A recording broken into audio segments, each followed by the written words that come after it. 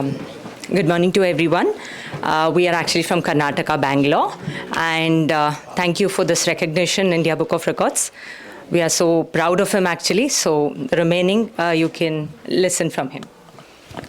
Hello everyone, I'm really excited to tell you something today as I'm recognized by India Book of Records as the youngest scuba diver, and I'm very happy about it.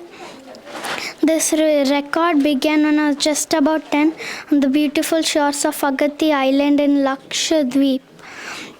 It was not just having it on a piece of paper but loving the underwater world, being responsible for our ocean and taking care of it. I would like to thank my trainer Rahim sir and the whole community of Agatti Island. Without their support, this record wouldn't have been achieved. I hope my story encourages kids to dream big, follow their passion and believe age is not a limit.